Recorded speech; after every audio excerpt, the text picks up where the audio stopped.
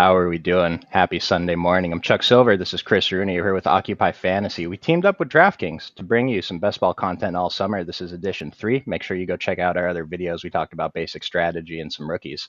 Chris, what are we getting into today?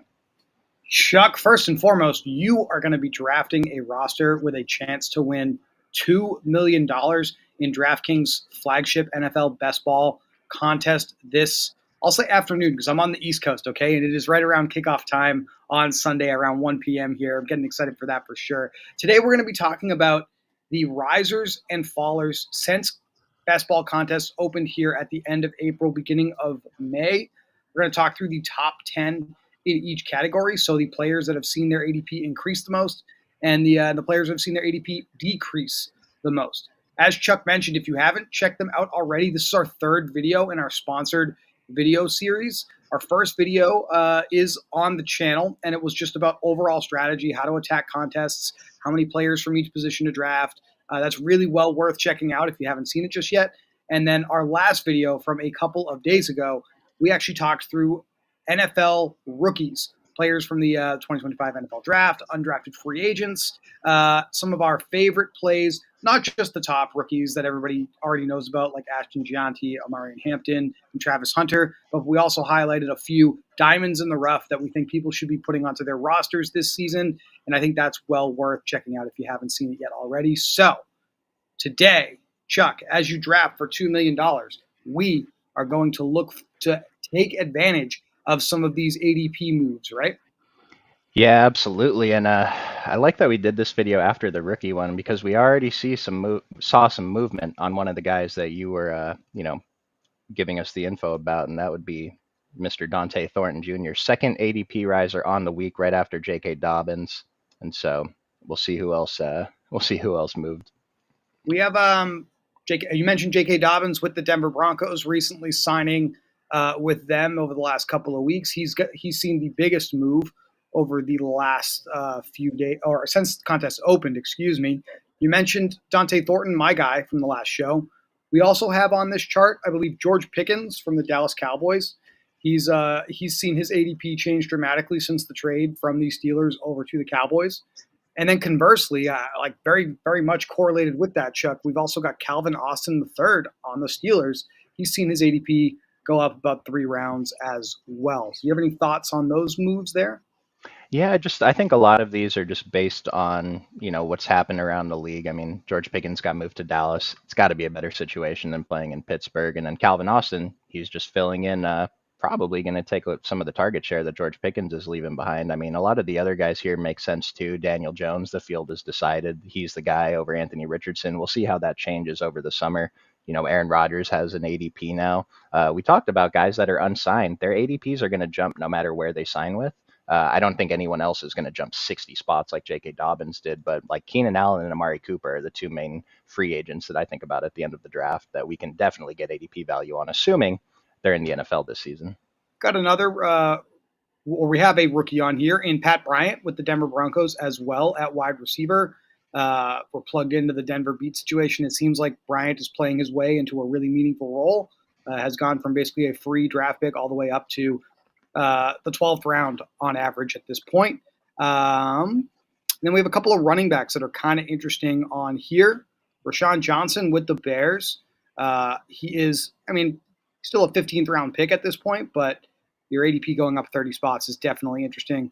And then Miles Sanders with the Dallas Cowboys. He is just a 17th round pick, but he has seen his ADP change a decent bit. He's gone up 2 rounds over the length of the draft season here. So as we move forward, right, because this is our ADP dedicated show, I guess beyond just the player-specific takes here, the strategy to take away here, guys, is to use the ADP tool here on OccupyFantasy.com. Should mention this is a completely free tool. You do not need a subscription to our site to have access to it, and it is sponsored by DraftKings, and we're extremely happy to be partnered with them again, or partnered with them this season to bring you best ball content.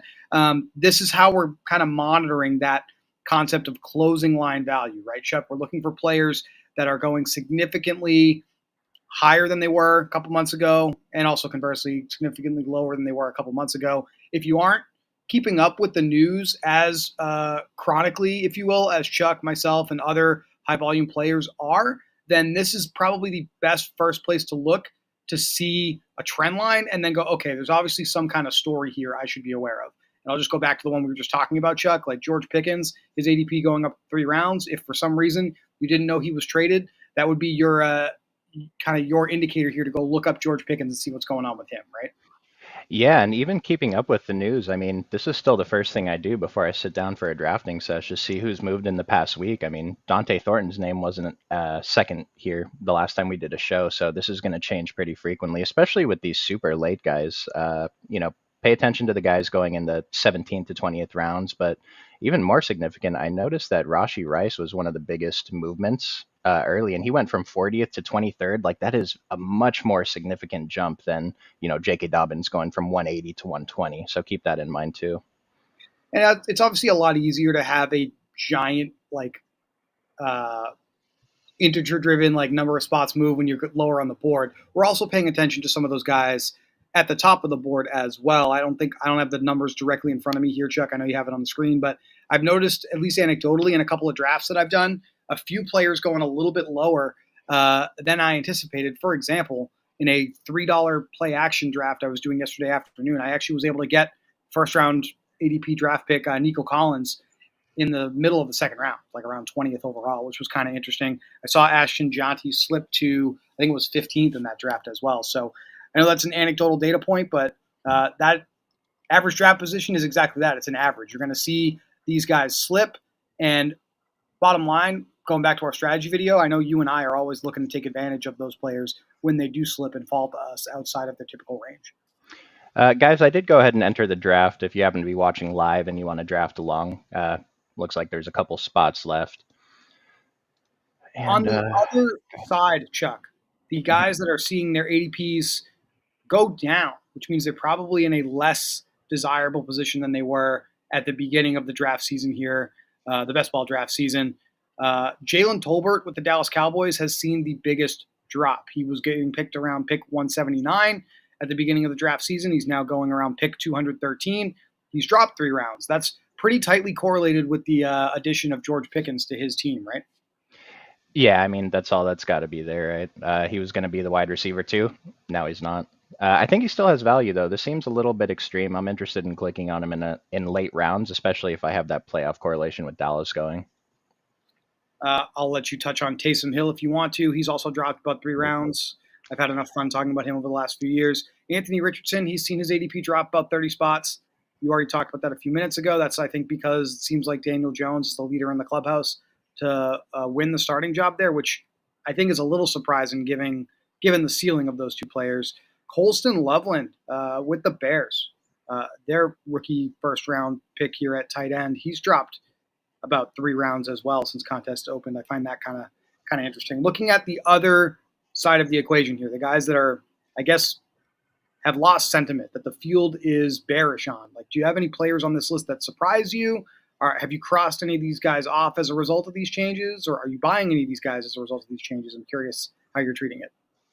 No one really stands out here that I'm dying to take now that they're a little bit cheaper. Like, I pointed out Jack Beck in the Raiders receiving room, but it sounds like Thornton. I mean, it's very early in the offseason, but it sounds like Thornton, the team likes them. He's performing better than Jack Beck, I should say. I mean, Jerome Ford being down here. There's nothing really. I mean, Kyle Pitts, we're still taking shots on Kyle Pitts, but nothing here is really surprising to me. All right.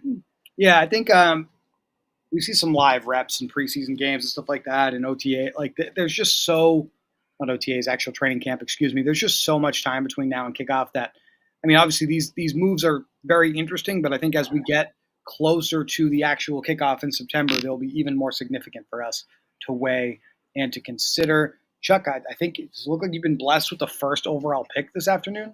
Yeah, first time in the millie. I think I've had about a dozen drafts, right? So I'm running right about where I'm supposed to, but we're pretty excited. We're going to take Jamar Chase. Okay.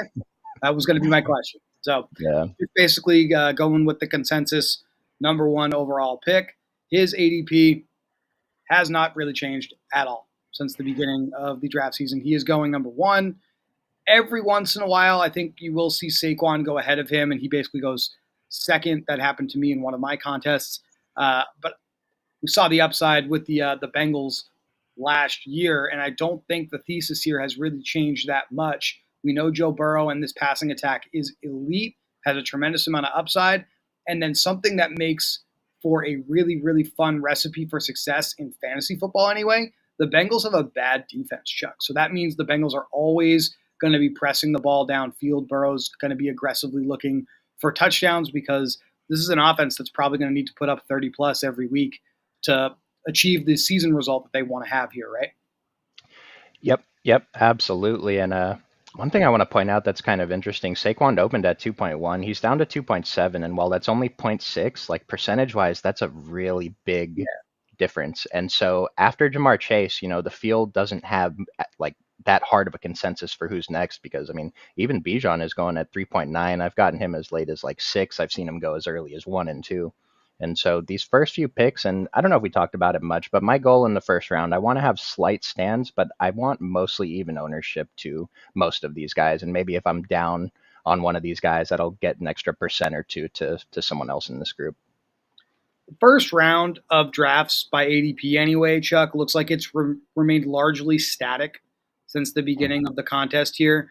Like the order even, I'm looking at it right now. It doesn't look like anybody has really flipped anyone else. I think where we're getting pretty close is Ashton Jonty seems to be slipping to the second half of the first round. But as we talked about in the last video, Chuck, that's a player I'm happy to just smash into my lineups if he's there for me.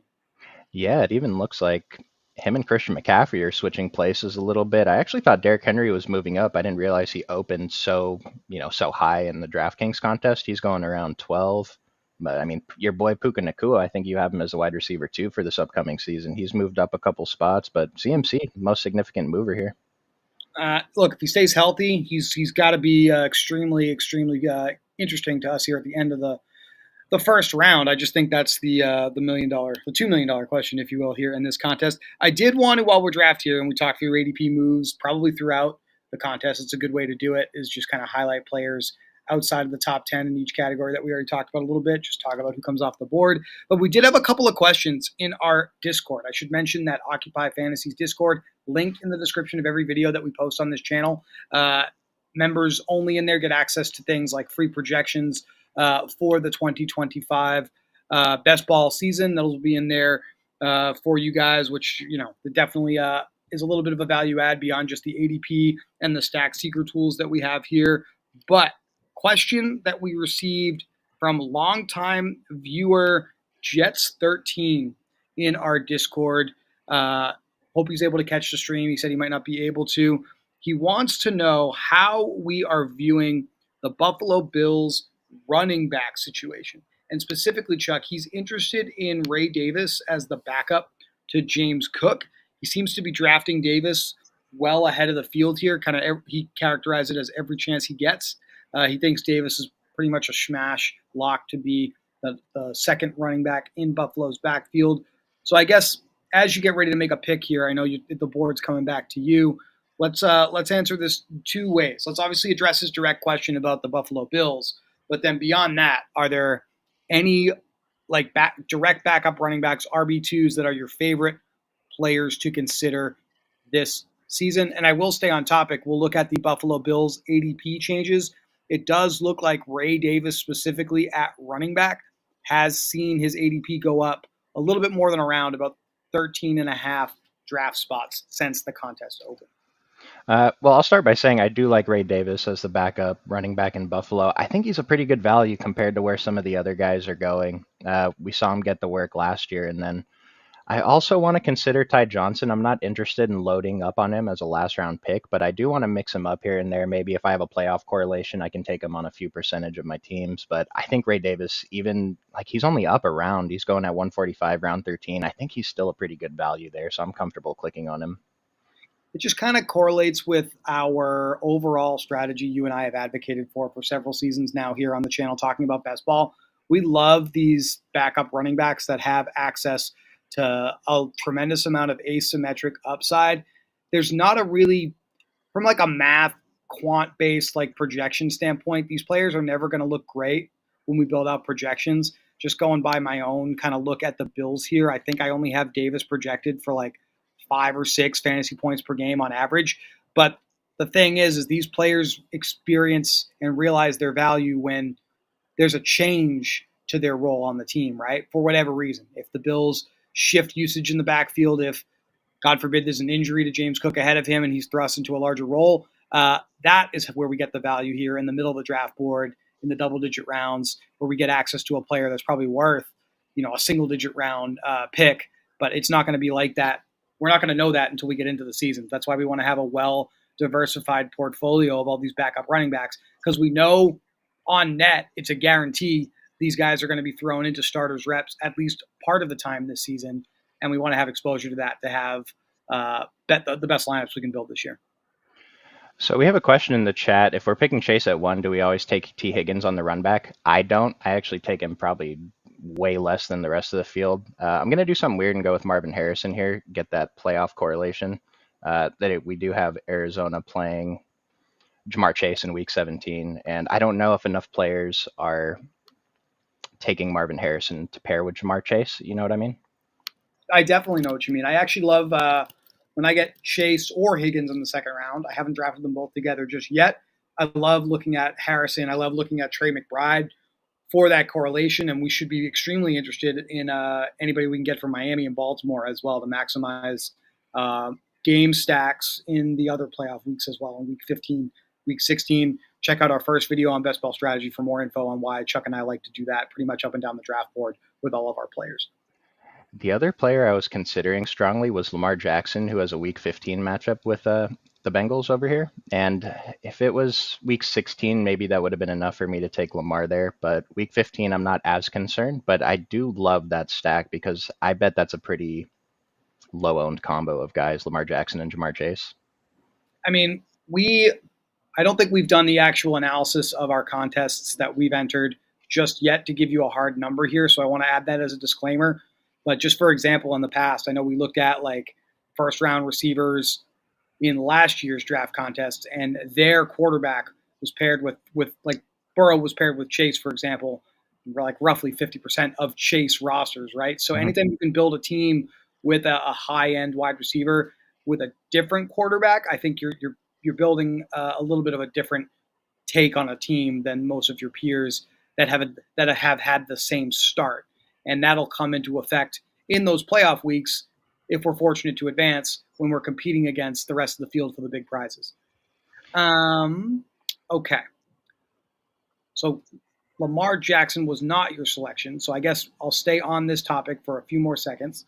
Are you considering Joe Burrow? Yes, and what I was gonna say was, maybe if I had T. Higgins, I might try to push him to the 6th, 7th round, get an extra pick of value here. I'm gonna have to see who else is on the board because there are points in the draft that I just don't like anybody, and so I'll just take Joe Burrow if he's the guy that makes sense. I just have to think about the 3rd pick guy who has T. Higgins, and so assuming he passes on Joe Burrow here, I'll probably take him with my 5th pick because I assume that he might be interested in taking him with his 5th pick. We have Brian Jester in the chat. Brian, thanks for watching and checking the show out. Brian wants to know, Chuck, if Roschon Johnson, he's saying Roschon is a beneficiary of Chicago not drafting a running back in the NFL draft in April, and he wants to know if you and I are surprised the Bears held firm at running back in the draft. I guess mildly surprised. The other player, I'm going to transition to another topic here, that has, I think, been drafted a little bit higher than his ADP, at least anecdotally in the drafts I've done, is DeAndre Swift, the starter in that backfield. He's also been somewhat of a beneficiary of that. Not tremendously surprised Chicago didn't take a running back shot because I think they got a pretty strong backfield here. Yeah, I thought it was stronger last year when they had Khalil Herbert, but they didn't even play their best running back the entire season, and they traded him away for a bag of peanuts. But yeah, it makes sense that you noticed DeAndre Swift going ahead of ADP. He's up a full round since the contest opened. He's up, what is that, 3-4 picks just in the past week, and I like him. The main thing is, I think the Bears like him. Maybe we thought that they didn't, but he's the guy that's probably going to get most of the snaps. I'm not really a believer in Roschon. I think he's fine to add as a backup running back towards the end of the draft, but to compare it to Ray Davis, it's a 30 ADP difference, but I don't even think they're comparable to me. Yeah, I think as everybody reviews how these rosters have changed, the ADP is going to normalize here a little bit, and that's ultimately what we're trying to take advantage of here it'll normalize really quickly because football season will be here soon. And if you are drafting early this year, DraftKings Best Ball is the move. If you've never played Best Ball before, it's simple. You draft your fantasy team, and that is it. You have no lineups to set, no waivers to run. Your lineup is automatically set with your best player scores each and every week. And right now, DraftKings is giving all customers a can't-miss offer. Draft one, get one. Enter a lineup in the $15 million Best Ball contest for just $20, and you'll get another Best Ball ticket to play for free for a share of this $15 million prize pool, giving you a second shot to take home a big hit. Download the DraftKings Daily Fantasy app now to draft your $20 Best Ball lineup to play for a share of $15 million and get that second ticket to play free for a share of $15 million once again. 2 chances for a huge score without ever setting your lineup again. Draft one, get one. Only here on DraftKings, the crown is yours. I don't know if I mentioned this when we were talking about Joe Burrow, but the default choice should be to draft Joe Burrow and Jamar Chase teams. Like in a vacuum, that is definitely the correct answer. What I'm debating right now is I can get week 17 correlation with my Rashi Rice pick, right, with Cortland Sutton, or I could just take the quarterback for Joe Burrow. I did take that Baltimore correlation for the week 15 matchup with Cincinnati and Zay Flowers. I think maybe he's also not going to be on enough Jamar Chase teams. Can really help me get out of week 15. But we did take Joe Burrow. I would have loved to take Cortland Sutton for that Kansas City correlation, but we can. I don't know if we're going to find another Denver player later, actually. Well, what I was going to mention, just to kind of stay with the theme of the show, is, and you are building a way that I definitely prefer to build as well, kind of letting running back come to you a little bit later in the draft. How about J.K. Dobbins, who is at the top of that list of players that are rising in ADP? That seems to be a good indication he's going to be worth having on your rosters this year, and you can still get him pretty reasonably in like in the teens, if you will, in terms of rounds. Yeah, I was looking at him. I actually autoed RJ Harvey earlier, and I was kind of upset about it. Let's take a look at their ADPs because RJ Harvey is falling, but I don't think he's falling enough for what just changed about his situation. I mean, he opened at 55, he's down to 64, he's down about 3 spots this week. I'm still interested in taking him because if we're only thinking about the playoff weeks, I think, J.K. Dobbins, he kind of petered out. RJ Harvey really has the best opportunity to get the majority of snaps towards the end of the season. Definitely think we want to be interested in Harvey. I wanted to pivot to you got a high upside stack here with Burrow and Chase. Are you done drafting an elite quarterback, or are you interested, since it's right around this draft board, and I'm not sure if he came off while we've clicked away from the draft board, but are you interested in Patrick Mahomes because of your Rashee Rice pick? Are you interested in Kyler Murray because of your Marvin Harrison pick? Curious your thoughts. If I didn't take Joe Burrow, I would probably take one of Mahomes or Murray. I think they're both undervalued. They both kind of underperformed. I'd expect them to be better. But I mean, like I had that debate with Cortland Sutton versus Joe Burrow, and maybe that's a dumb debate. Let us know in the comments. But it just depends who else is available at those picks because I'm pretty comfortable with a lot of these late QBs. Like if Justin Fields is my elite quarterback, my first quarterback pick, I'm pretty comfortable with that. I think he's top 6 for fantasy purposes anyway. And then, I mean, just down here, Jordan Love, CJ Stroud, even Tua, Bryce Young, Geno Smith, Sam Darnold. I think those guys are all great as QB2s and QB3s. If I have 3 of those guys, it still feels pretty good. So I'm not too concerned about quarterback, but I did go with Joe Burrow here because it's easy. We did trying to get into some of my own stuff here, so bear with me, guys. But I see Jason here in the chat kind of responded to the Chicago running back topic. And yeah, they did take a late flyer on a running back in Kyle Monangai. I do hope I am saying that correctly. I haven't really been considering him at all just yet. Maybe that is a mistake, Chuck, but he hasn't really been on my radar for players that I want to put on my teams. He's got a below. One of the things I talked about in the rookie video, if you haven't checked that out yet, I would encourage everyone to go over, is I look at speed score. It's one of those additional metrics that I am interested in. It's basically how does a running back's 40 time correlate with their overall like size, height and weight, and coming up with kind of a quick and easy metric to see if they're above or below average speed for their size compared to their NFL peers. Monangai comes in with a score of 94, which is below the average of 100, and that actually puts him at like 26th in the overall combine class at running back. So right there, 7th round draft capital, which means he doesn't have a huge commitment from Chicago to be like a meaningful part of their plans. Like, I guess those are kind of the reasons why I haven't been considering him. But if anyone has seen anything to kind of change my mind, I'm obviously open to that. And I just want to comment on this about the draft capital. Even though he was good in college, we are not as good evaluators of talent as the NFL front offices, coaches, scouts. And so if they don't think that this guy was worth much in the draft, then I tend to lean to listen to those guys. Same thing goes for, I don't know, the example I think of is Zay Jones signing that monster contract a couple seasons ago. People were pretty down on him, but I'm like, dude, they paid him this money. He's going to be on the field. And so I think that's one way to look at it too, is they didn't seem very confident in him, but you're right. He might have the opportunity. Yeah, our favorite running backs that have, I guess, athletic profiles that project well, that were also like day three flyers. Talked about it in the second video. Bashal Tutin with the Jaguars, kind of a crowded backfield with Etienne and with Tank Bigsby, but I like the upside there on the rookie out of Virginia Tech, who's taken in the fourth round. You were a big fan of DJ Giddens out of Kansas State, who's taken in the fifth round by the Colts. He's also, pretty high in terms of speed score, 110, fourth highest in the class. So that's another vote for being interested in him, Chuck. I would even go so far as to suggest another seventh round pick that isn't Kyle Monangai, in Damian Martinez out of Miami, who got selected by Seattle in the seventh round. He has an above average speed score at 104.9 as well. I just want to say one note on Giddens. It's not that I'm that high on him. I just kind of want whoever's Jonathan Taylor's backup. I get you. And I think he's good enough. You know what I mean?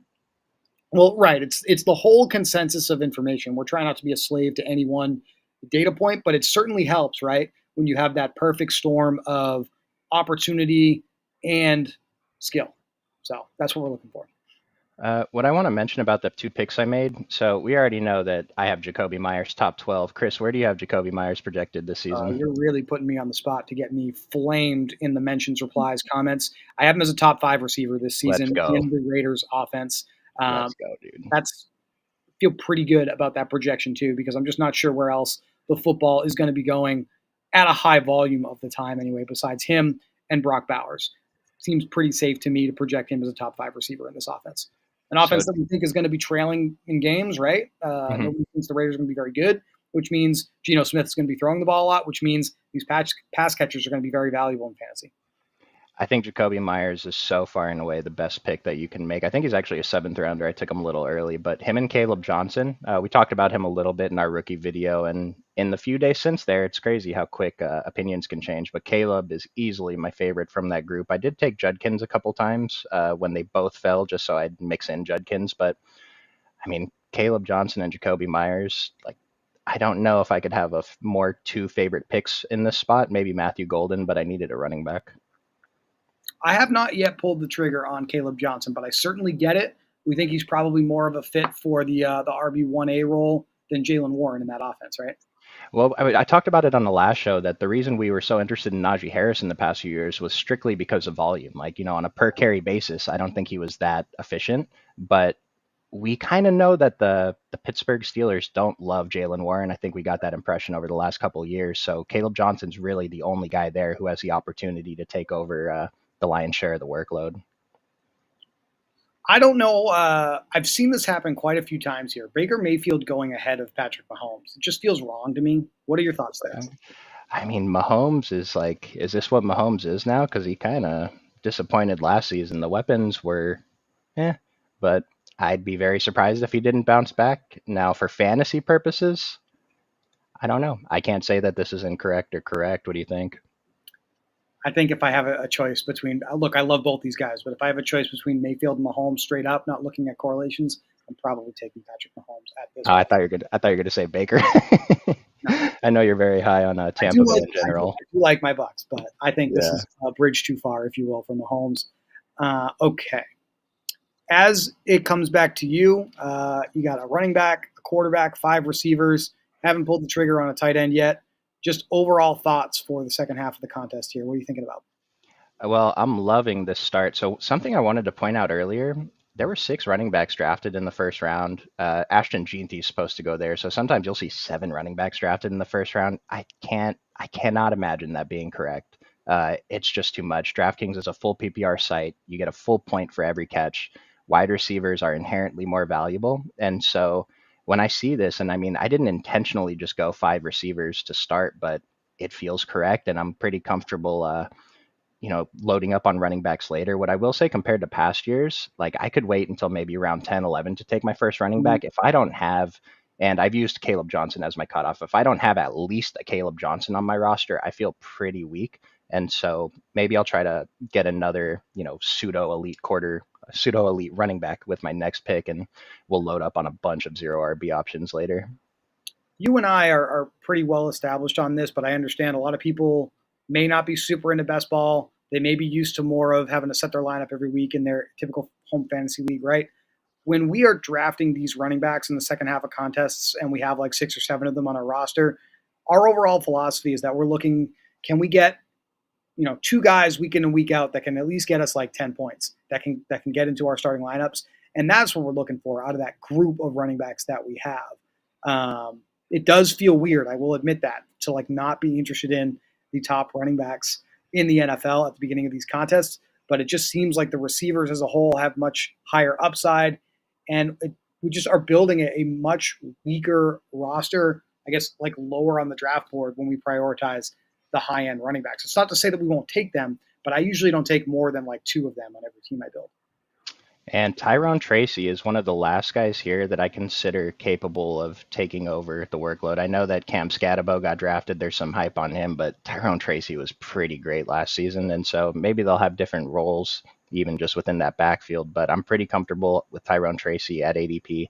I don't love anyone else here. So if there's another position I can draft, I mean, Justin Fields would be okay if I didn't have Joe Burrow. I'm concerned about Ekbuka. Are you pretty high on Ekbuka still being in Tampa Bay? Yeah, it's hard not to be. I mean, they invested pretty high draft capital in him. Mike Evans going for yet another 1,000-yard season. Chris Godwin coming off of a pretty brutal injury. Like the path is there for Egbuka to outperform those 2 guys in certain scenarios. So I'm not against it. That's for sure. I don't know that I meant to take Evan Engram there now. How do you feel about Evan Engram this season? He's a target machine. He has been in every stop he's had in the National Football League to this point. I can't imagine that Sean Payton will change that for him. I mean, there's definitely worse tight ends to get as your first tight end off the board. And we got our correlation with Denver already with Rashee Rice there. So that is Yep. at least one advantage that we have from having him on the roster now. You have any strong opinions, him versus Jonnu Smith? That was my debate. I think Engram is the better pick there. And I think the reason for that is Jonnu's a tremendous talent as far as catching the football is concerned. He's been a pretty confusing player in the NFL throughout his career here. Looked pretty good with the Titans, did not look very good with the New England Patriots, even though there were a lot of opportunities in that offense for whatever reason. And he looked pretty good with Miami last year. But there is a pretty widely held belief here, Chuck, that maybe a lot of Jonnu's success in that offense was due to what was going on with Miami as a whole last season. There was a lot of turmoil in South Beach. Tyreek Hill with some injury stuff going on with his wrist. Jalen Waddle was hurt. We all know about Tua Tagovailoa and the concussions and the quarterback situation there. So I just don't think it's a guarantee that we see the same Jonnu Smith production this year as we saw last year. And we're kind of drafting him right now as if he's going to be that player again. And that's the concern. Yeah, I mean, how many games in a row at double-digit fantasy points? If I get Or just look at the targets too. Like I don't know if there are a lot 12, of 11, outcomes where he's 11. seeing double-digit targets in games where everybody in this offense is healthy. This should still be the Hill and Waddle show if Miami's firing on all cylinders, I think. I mean, when I think about a player like Evan Engram, I'm thinking he's going to catch a ton of balls, get a couple touchdowns. With Jonnu Smith, maybe he just breaks off a long touchdown or two, and that's more than enough from the tight end position. But I will say he is going a little bit high if that's all we're expecting is a spike week here and there. I mean, if he does this, he's going to smash his ADP. Definitely worth it if we need the correlation, and we do need some Miami correlation on this roster, but I think we still have other paths to that. Speaking of running backs, one of my favorite backups, I think Jalen Wright is a pretty solid option to do that with if he's on the board for us and if that's someone you want. I'm on board, dude. I heard he added like 6 pounds of muscle. It's not insignificant. And now we're in what I like to call kind of this is the quarterback run, kind of the 8th, 9th, 10th round. This is where everybody just kind of jams quarterbacks into their roster.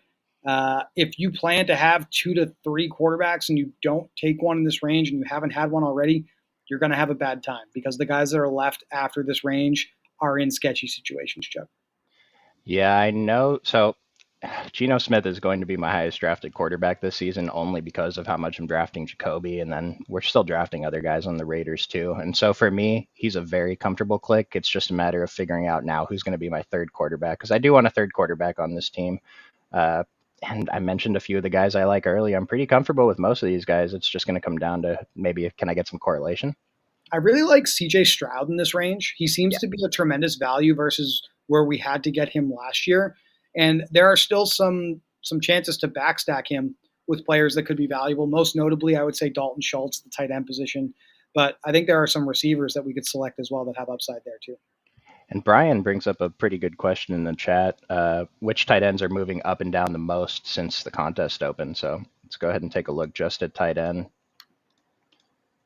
And let's see, ADP open change. Guys who moved up the most, no one's up more than a round. Theo Johnson is up about a round, and Jawan Johnson. These guys go at the end of drafts. Pat Fryermuth, who I think is one of the best tight end picks you can make at value. You see Evan Engram up half a round. What do you see here, Chris? I like Chig as well with Chig Okonkwo with the Mhm. Titans. I think that's a pretty solid player to pair with rookie Cam Ward as well if you're looking for some exposure to Tennessee's passing attack. Other than that, though, like none of these like are screaming like, oh, I must buy this player here. A lot of these guys are pretty affordable in contests. Their ADPs aren't super high to begin with. I guess if we're looking at guys that go somewhat early, because that definitely matters here in terms of contextualizing the percentage move. George Kittle going up 6 picks since the contest opened at the end of April seems fairly significant. San Francisco seeing I guess, a really significant change at pass catcher with Deebo Samuel shipped over to Washington in a trade. That probably is very good for George Kittle and his upside. So I can definitely see why the field is reacting there. Real quick, Chris, Ramondre Stevenson or Tajay Spears? I would go with Mondre personally. Yeah, I figured that was your answer. Yeah, yeah, You I gotta, went. you got to find ways for me to be a little bit of a homer sometimes on these shows. So what I did with that pick, if you guys noticed, I went to the Stack Seeker to look up what Houston's playoff matchup is, and we already kind of got that correlation with LV. And like I was already planning on taking Geno Smith, but we have pretty good correlation with Houston, and so that's what made me decide to go with CJ Stroud, even though I don't have any of his receivers yet. I mentioned a couple of his teammates that I don't mind taking late, and so one of those guys I mentioned on the previous stream, Jalen Knoll. I think he's fine to take some shots on. Not going to depend on him to score points in every week, but maybe he has the opportunity at the end of the season. Someone else goes down, or maybe he just emerges, something like that. I could have taken Christian Kirk for the double tap, but I used to love Christian Kirk as a fantasy player, and now I'm very down on him. Oh, I want to hear a little bit more about that, but I do want to preach a little bit about Ramondre Stevenson since you asked me to make a choice there Yeah. between those two running backs. The field is very, very high on Travion Henderson, the rookie out of Ohio State, but a lot of the early reports, because it's June, out of New England camp are that Travion Henderson is kind of profiling more as a passing down back, as Okay. more of a James White-esque player in that offense, if you're familiar with the championship Patriots teams from a few years ago. And that, I think, means Stevenson is undervalued here as a 14th round draft pick at pick 125 on average. If Stevenson is still going to retain a lot of the early down work, potentially a lot of the goal line work, then I think this is a player we want to click on quite a bit here. And especially what I was talking about earlier, how I kind of passed up on running backs early. And so I'm hoping Caleb Johnson gets a volume. I'm hoping Tyrone Tracy gets a volume. And here, I mean, yeah, I asked you for who to take, and he's definitely, I would say he's definitely going to get more volume than Tajay Spears, right? I think most often, right? That's probably what happens. That's, I think, the best way to look at this range of outcomes wise. It just seems like Mm-hmm. Stevenson outperforms Spears the majority of the time. Hopefully, Drake May and the Patriots are a little bit more efficient this year than they were in years past. That'll play a big role in Stevenson being the player that we want him to be here in New England, but also for your team here this season. All right, we got a handful of running backs now, one tight end, 2 quarterbacks. Probably need to backstack CJ. But other than that, What's on your mind here as we get ready for the 12th and the 13th round? Excuse me. I really hope my 6th and 7th running backs aren't disgusting. And I do think I'm going to go 7 running backs on this team. I have a pretty strong wide receiver room. Probably still going to go with a third quarterback. We'll see how many tight ends I end up taking. But kind of like how this team is turning out so far. We've talked about Dobbins. He's seen his ADP go up 5 rounds since contest open. We talked about Rashawn Johnson. He's gone up almost 3 rounds, 32 picks. Miles Sanders with the Dallas Cowboys, you can consider him at pretty much the very end of the contest if you're looking for that 6th or 7th running back. But looking at running back moves specifically, some of the other guys, these are guys I've drafted quite a bit here myself. Will Shipley with the Eagles, is he the firm backup to Saquon? That would be interesting if anything happened there. Keaton Mitchell with the Baltimore Ravens behind Derrick Henry. What are your thoughts there? I don't know, like thinking about back to the Buffalo Bills situation, like we know Ray Davis is going to be the RB2. Like, do we know Will Shipley is going to be the RB2? I agree that he probably is, but like I don't even know who else is in Philly that could take that job. But as far as late round guys go, I mean, Saquon stayed healthy all season. If Saquon got hurt last year, maybe someone else would have stepped up, but Will Shipley's ADP would be higher if that was the case. Even if Saquon just misses a game or two and Will Shipley gets those 10 plus carries, if he fills in for a couple weeks, it's probably a good pick at value. So we don't have a firm belief that Will Shipley's definitely the backup. That doesn't mean we're not selecting him, of course. His ADP is not exactly that expensive. It's not like a huge investment. What about A.J. Dillon, who's basically free in the 19th round? He is now a member of the Philadelphia Eagles, and he is that other player to consider here behind Saquon. We've seen him handle, a RB 1B role with the Packers in the past. He was injured last year, so didn't really play into anybody's minds at all, and he hasn't been super impressive even when available in everybody's most recent impression of him. But we think he's capable, right? I'm sorry, which player was that? A.J. Dillon. Yeah, I used to think he was capable. I probably won't draft a single share of him this season. I've had my share of AJ Dillon over the last couple of seasons, and I think he was fine once, but now it's pretty tough. So Although if I may, Chuck, I think you just talked yourself into Will Shipley, right? Because if Dillon is really the only competition that we're worried about for Shipley behind Barkley, then I guess that means we're into Shipley. Is Will Shipley good at football? We already have a firm thought on AJ Dillon, so I think so. It is kind of weird to kind of characterize it like this. I do think Will Shipley's good at football. I'll say that, but that's not, believe it or not, the biggest thing that we're considering at this point. We're just looking for opportunity to play a ton and score fantasy points, and Will Shipley's definitely in that spot. And guys, I'm joking. I know these guys are all good at football. When I say things like that, it's always relative to their peers. Right. So, all right. Go ahead. Well, I did go with my third quarterback. I really wanted to get Geno Smith here. Probably didn't have to force it like I did here since I already had 2 strong quarterbacks, but I'm okay with it. And then Quentin Johnston, like my favorite late round wide receiver pick. If he gives me a 25-point game and a 34-point game, that's enough. If he has a 0 in every other week, I don't care about the zeros. I have enough wide receivers to fill in most weeks. I just want those 25 plus, 22 plus, 34 plus days. And I'm not looking at it directly right now, but I know based off of who you've selected, you needed that Charger correlation on this team as well. Okay. Looking Beautiful. At the other side of top running backs, the guys that have dropped the most in ADP since the contest opened, we've got Dylan Sampson and Jerome Ford, both with the Cleveland Browns on this list, seeing their ADP go down quite a bit. Does that mean we should be considering Judkins a bit more? I've only been taking Judkins when he falls. I don't know. We talked about in the rookie video a little bit. I'm not very confident in where he's going, and they have a lot of guys they can go with. I mean, where are you at on this room? The Browns? I think we got to go with the Ohio State guy in Ohio playing for the Cleveland Browns. Super superficial analysis, but look, I think it seems pretty clear that they've cleared the path for Judkins. Nick Chubb was just kind of sitting there as a free agent to bring back, and Cleveland was just not interested whatsoever. Player that we can talk about in a minute for different reasons in Chubb. But I think that's the biggest indicator to me that based off of where they drafted Quinshon Judkins, based off of The other moves, not bringing Chubb back. I just think that means Judkins is the best option there. The real interesting discussion is between Ford and Sampson as like who's the secondary guy in this offense. I don't know what to make of that. I don't think the field knows what to make of that, and that's largely why these guys are both seeing their ADPs go down. Other running backs that have seen their ADPs go down, Devin Neal with the Saints. His ADP's gone down 26 picks since the contest opened. Blake Corum with your Los Angeles Rams, he's gone down about a round as well. Yeah, and I mean Blake Corum going down. We see Jarquez Hunter.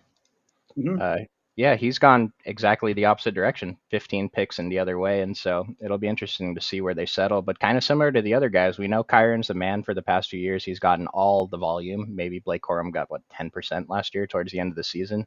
But I think both of these guys are fine picks. I mean, their contingent upside is huge. So Nick Chubb signs a contract with the Houston Texans. Joe Mixon sees his ADP go down just about a full round as a result. I don't want to say it's fully as a result of that transaction, but that obviously has played into that move here, Chuck. What as you're got a little bit of investment in the Houston situation here with CJ Stroud on your roster, what do you think about this backfield here? How old is Joe Mixon? He's 28. Sounds right. I think he's 28. Not that that matters. Not that I know what to do with that information, but I don't know. It sounded expensive when he was going in the 40s. He still feels a little expensive. Maybe if he drops past pick 60, I'll be comfortable taking him. I'm not that worried about Nick Chubb taking away work from him. Joe Mixon was an absolute stud in this offense. I still believe in Houston. I think they underperformed last year. And so, regardless of who it is here, I do want to get exposure. And I mean, just to Nick Chubb and Joe Mixon. I'm not taking either of the other guys. We've got Dameon Pierce, still a member of the Texans here, and then we've got a rookie in Woody Marks as well. They get drafted in the 19th round as options at the running back position. Chuck, I want to look at some of the moves at receiver because I know you still have a couple of spots to spend on wide receivers here. We started the show looking at just overall moves, and the change in the last week that has been the largest at the position is Dante Thornton Jr. with the Raiders. You've already got some Raiders on your roster. That would be obviously a player worth considering. Let's talk about some other players, though, that we haven't discussed just yet.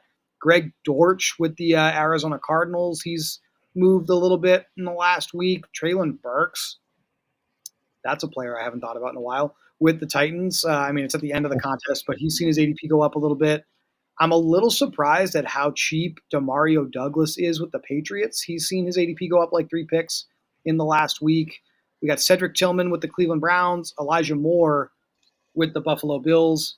How do you feel about any of these guys? Well, I hear about Treylon Burks every other day. I don't know. We saw a video of him running really slow. That's enough to turn me off, and he's been very bad. I don't think he's ever had a game where he caught 5 catches and 100 yards receiving. Like he's done each of those things once. I'm pretty sure. Dante Thornton, this guy's going to keep moving up. Draft him now. You're almost guaranteed to get closing line value on him. And Demario Douglas in PPR formats, I think is pretty strong. Yeah, there's a couple more weapons coming there, but how often are like every season we're getting excited about these late round weapons on New England? I don't think any of them have ever panned out. At least Demario Douglas, we know is going to get some targets, and while they might be 5-6 yards each, if he catches 6 or 7 of them, that's still enough to be a good pick at the late rounds. Yeah, I think he's a threat for 5+ targets as a slot receiver in this offense. Definitely has access to spike weeks. Cedric Tillman seems to be locked in as a starting receiver for Cleveland, a team that should be throwing the football quite a bit. So we should probably have some interest there. Elijah Moore, another one of those guys that has kind of a pretty tremendous amount of upside because we know he runs routes deep downfield. At least he has in previous teams he's been on. He's now paired with Josh Allen. If he's able to win, a decent role as like a wide receiver 3/wide receiver 4 in this Bills offense, we probably should be interested there as well. So one thing I've wanted to bring up, am I correct in that last year, our model for regular daily fantasy on a week-to-week basis, like it loved Elijah Moore and Keon Coleman, did it not? It did, yeah. Moore was still with Cleveland last year, but he flashed quite a bit because of the volume and the opportunities he had in that offense. Yeah, and so that's something that I consider, who was showing up really high on the model that kind of underperformed, and Keon Coleman fits that bill perfectly. Yeah, there's a little bit more going on in Buffalo, but I can't imagine he didn't get better. And so I'm interested in taking him just because of that how highly the model thinks of him. Yeah, look, our model, when we pull that together, shout out to Brian and Moose, who definitely drive that a hell of a lot more than you and I do. We look at who's got starters reps in these offenses, who's likely to see a ton of targets, who's likely to be lower owned than their peers in weekly daily fantasy contests, which we love playing here on DraftKings as well. When guys like that are able to flash week in and week out in our model, I know it's somewhat anecdotal here, but that definitely is an indicator that they have upside in the National Football League. And our peers that we're drafting against here aren't necessarily considering these guys because they're not name brand players, they're not flashy plays, but they definitely add value to teams. Yeah, and so we've talked about getting closing line value. We're trying to draft guys whose ADPs are going to be higher by the end of the offseason. But something to consider too is who's just going to have a higher ADP for next offseason. You know what I mean? Who's going to overperform this season and really shoot up? So think about those things as well. I did want to mention my last pick. I took Tank Bigsby and Mike Gesicki. Mike Gesicki, I talked about. Usually take your tight end if it's possible for your quarterback. And then with Tank Bigsby, we did have a comment from Jason in the chat. Thanks for commenting, Jason. But can't sleep on him, Brian. Also, LaQuint Allen Jr. in the Jags backfield. So before we move on from running back, talk to me about the Jags backfield a little bit. That's now 4 players, I think, that we have to contend with. Yep. Allen out of Syracuse, Bashal Tutin out of Virginia Tech. Tutin was drafted in the 4th round ahead of Allen. And then we already have Etienne and Tank Bigsby there in that backfield. The one thing that we can say about both Tutin and LaQuint Allen is that these are players that this current management structure in Jacksonville have told us that they like, right? Because they spent draft picks on them. Whereas conversely, Etienne, Tank Bigsby, they're inherited assets. So we don't necessarily know how they feel about those guys. So that's always something to weigh at least a little bit when you see a coaching change between seasons. Coaches, GMs, they like to kind of come in and get quote unquote their guys on the team, right? So I guess what we should be aware of when we're drafting, especially Etienne, maybe a little bit even with Bigsby, is that I don't think these guys are going to have quote unquote a long leash in this offense. If they're not performing well, if the team's not doing well, there's probably going to be an interest in shaking things up and giving these guys at the bottom of the depth chart, as of today anyway, more opportunities. It's pretty interesting to see. Travis Etienne is actually up, 8 picks since the contest opened, and everyone else has fallen slightly. And so that's pretty interesting. I did go with Tank Bigsby there. I don't know. He showed us that he can perform if given the opportunity, and where he's going, I'm pretty comfortable taking him over all these other guys. And we talked about most of these guys in this range, actually. I would have taken Jalen Wright if he was available. Let's see. Oh, they took my guy. I was going to take Jalen Knoll to pair up with my CJ Stroud. That was going to be my back stack. They got me. All right. So I'm going to ask the question that is, I don't know what my answer to this is. I think I have an idea what your is. We're most interested in who's going to be available for us at the end of the season, because that's where all the prize money is in contests like this, the $15 million best ball millionaire with $2 million to first. So CJ Stroud, looking for some correlation. There's a pretty good chance that this player I'm about to bring up is just going to score 0 points all year long. But if he doesn't, he might actually have a lot more upside than this ADP suggests at the end of the season on a per game basis. I'm talking, of course, Chuck, about Tank Dell. What do we think about Tank Dell and then other players like him that the field isn't on right now? Because yes, they're injured. Yes, they're projected to miss a ton of time. But if they do come back and they go back to their starters' roles, they probably have at least some value, right? Like, I've seen Tank Dell get drafted, and I don't know. I was originally under the impression that he was out the whole season, but I saw people drafting him, so that made me second guess it. And so here's the thing. I want to talk about a player like Stephon Diggs, who was hurt. He's coming off the injury now. And so even if he's underperforming for the first few weeks, we expect that by the playoff weeks, at least week 8, 9, and then we only need him to be ready for 15, 16, 17. But by the time that comes, hopefully he'll be at full strength. With Tank Dell, he's probably not going to return until late in the season, if he does at all. And so I have a hard time seeing him have enough ramp up time to get to that Tank Dell level that we want for the playoff weeks. And so guys like that, unless we get some crazy news out of training camp that he's good to go, I don't think I can touch him. So then we're really kind of scrambling for Houston value at this point. are we okay? I mean, you may be able to make it work, but are we okay with getting a quarterback like CJ Stroud on our team without necessarily having the same team correlation anyway? I'm not okay with it, no. And I did get Dalton Schultz. That doesn't quite make up for missing out on a receiver. And I do see Corwin in the chat. What about Higgins on Houston? Higgins is going to be my highest drafted rookie. I'm pretty sure, just based off where he's going. I believe in Houston's offense. I mentioned it last video. CJ Stroud didn't fall off that hard in just a season. He showed us he's good in this league, and there is a. I just think it's one of the best spots in the NFL. That's why I'm also like touting Jalen Noel, even though he's going super late. Randall here saying no thanks on Dallin Watson. I know we put that on the screen a little bit ago. That's fine. I definitely have no argument against that for sure. I just was introducing the subject because I know there's a little bit of a split opinion here amongst the field on how to handle players like that. When we think about the overall context of what we're doing, I just don't see the risk as tremendously high. I will say that. When we're drafting players this late, 17th, 18th, 19th, even 20th round, there's a pretty good likelihood that those players are just going to give us 0 points in our starting lineups pretty much every single week anyways. So we're thinking about name brand players that at least have the ability to hit a ceiling if they somehow come back. I don't love it, but I'm not going to argue with anyone who does it, if that makes sense.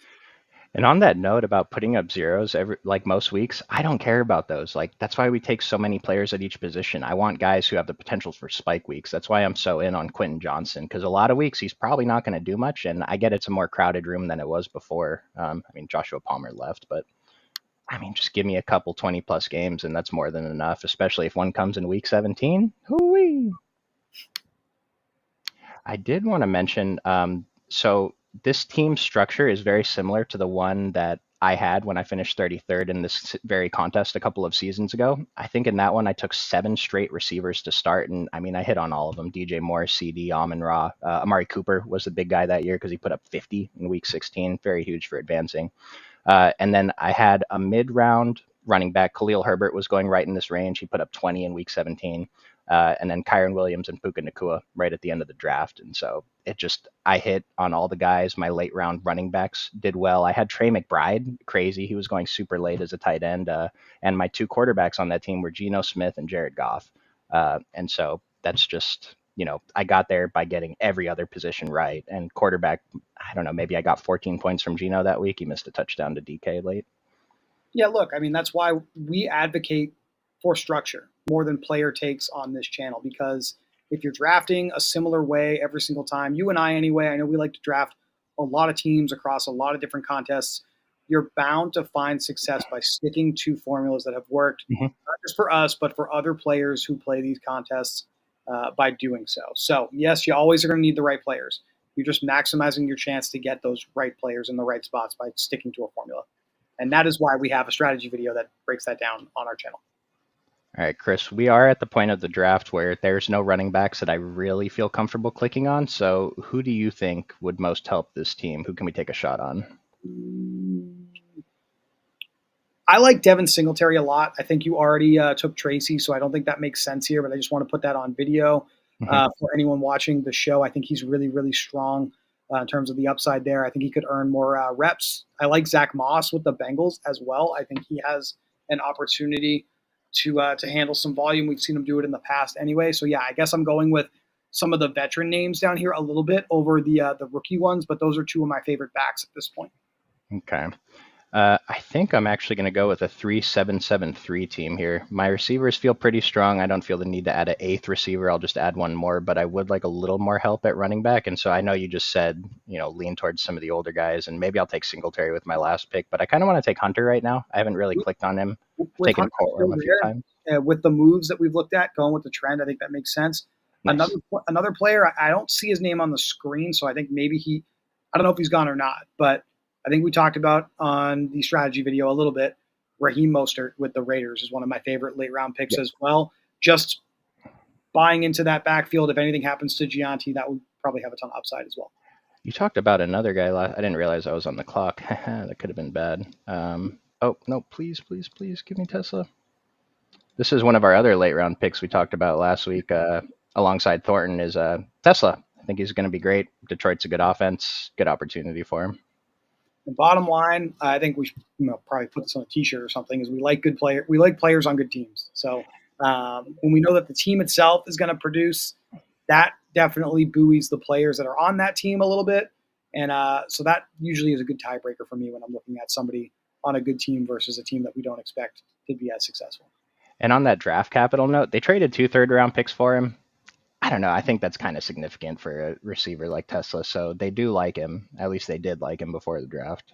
Yeah, and it seems like the opportunities at receiver anyway are wide open behind the sun god there, Amon-Ra, and Jameson Williams. So if it's Tesla, you're going to be pretty pleased. And so I have 6 running backs. Chris, would you be comfortable with these 6 running backs? I mean, I got Caleb and Tyrone to run it, then Ramondre, Tank, Dylan Sampson, and Harquez Hunter. Is this strong enough to go with, or should I add a running back? Would I be comfortable? I mean, no, I wouldn't be comfortable. But if this was what I ended up with, I mean, we stuck with a pretty high upside team at receiver, tight end, quarterback. I think we can carry it. But I would probably take a 7th running back if it were me. Yeah, let's see. And I can't take Singletary because I took Tyrone. We could, but I don't want to do that. I'd rather take Singletary on other teams that don't have Tyrone or Cam Scatabo. I mean, we talked about it briefly. What about the running back situation in New Orleans beyond Alvin Kamara? It's kind of gross, no? Like Kendre Miller, I don't think the coach likes him, and he's not that good.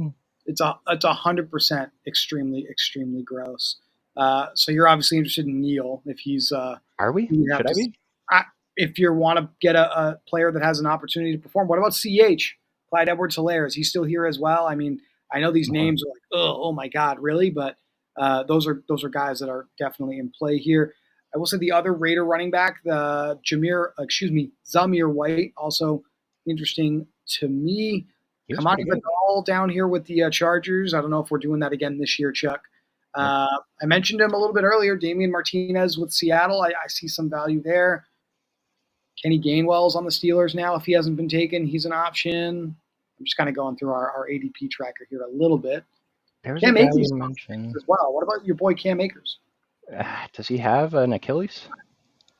I heard he doesn't have an Achilles. I think the issue is he doesn't have both Achilles, right? So he may have one. Yeah, I don't think I can do it. I mean, if someone emerges in this room, they're going to go as a crazy value. But how do we pick who it is? Eli Mitchell with the Chiefs. I mean, that's a player it's on a good team anyway. Again, I'm just looking at ADP. I don't know if these players are still available to you to select. You mentioned Madison last week. Do we still like Madison? I like that idea in Miami. If he can get maybe a little bit of that Raheem Mostert role, just score 17 touchdowns or whatever. I think it comes down to we like Miami. Mm-hmm. And we obviously talked about Jalen Wright a little bit earlier, but it's the same take. If anything happens to Achane, is Madison in that competition to see a ton of reps behind him with Wright? I think he is. I think he can handle it. Mm-hmm. I'd be into Madison here for sure. Madison is 27. It's good. Again, don't know what to do with that info, but it makes me feel better when I pick him. So yeah, we're gonna go with Madison. Not bad. And did we get our Miami correlation yet? That we probably should have started there anyway, to be honest with you. No, we didn't. So actually, yeah, I mean, Brian said it in the chat. I got 4 accidental correlations. So shout out to me drafting. So Miami correlation with Cincinnati. That's where we started the show with Jamar Chase. Locked in. That was important. We got that. We got Houston. We got Chargers. Arizona. I got perfect correlations with everyone but KC. I'm missing a Tennessee guy. Okay. Well, other than your roommate, I think a lot of us would be okay with not having it. It's just they're going to score so few points.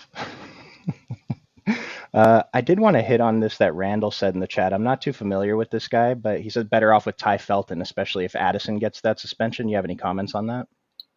There's just not a ton of competition behind Addison and JJ in that offense, right? So Felton definitely right there to earn a larger role, more reps if Addison has to miss some time. I mean, who else are we looking at? It's Rondale Moore and Jalen Naylor. Yeah, I'll go with the unproven Felton there just because we know that he has – look, the upside could be massive, right? Because we haven't really seen him fail. And he's a Terp, so that'll make our boy Brian happy as well. Yeah, what's MD? Is that Maryland? Yeah. Okay. Maryland legend Ty Felton. All right. Well, I'll have to look into him a little bit more. Maybe he's a guy that we'll tack on at the end of the next draft. But that did close out the draft. I did manage to not get sniped on Alexander Madison. There's a fine list of running backs. And most of these guys actually don't look awful. Like, there's guys you can draft back here. Like I said before, just mix it up. But I like my team. I think it's pretty good. I'm pretty happy with your team as well. I'm fired up to kind of hit the lobby and draft some teams after the show. Yeah. After this, Chuck, this has been great. All three videos that we did this week were really, really fun for me. I love getting on the streams with you, at the shows with you, and just talking ball just in general, whether it's sponsored or not. And we are happy that it is sponsored this time around by DraftKings, our favorite place to draft teams for NFL best ball contests here in 2025. This is going to be it for videos for a few weeks for us guys, but we will be back in July with some more stuff for you. In the meantime, you definitely want to join the Occupy Fantasy Discord if you have any real-time questions. But the thing to keep in mind, tying back to what we started at the beginning of the show, our ADP tracker, our stack seeker on occupyfantasy.com, these are completely free best ball resources that will update throughout the entire summer as we get ready for the 2025 NFL season. And we've even added a strategy tab under our best ball menu where you will find all three of the videos that we did this week, as well as future videos that we put together for best ball throughout the rest of the summer. So you definitely want to make sure you are reviewing those two videos if you haven't already, best ball strategy and the top rookies for 2025 NFL best ball drafts here on DraftKings. Chuck, good luck in not just that contest, but every other contest you enter. And I look forward to talking to you soon, bud. Yeah, it's always a pleasure chopping up with you. Chris, one of the sharpest NFL minds I know, so I always come away with something when I do these shows with them. And I just want to mention, in case you haven't, download the DraftKings Daily Fantasy app now. Draft your $20 best ball lineup to play for a share of $15 million, and you get a second ticket to play for free. That's two chances for a huge score without ever setting your lineup again. Draft one, get one, only on DraftKings. The crown is yours. Chris, I'll see you. Thanks for tuning in, fellas. See you guys.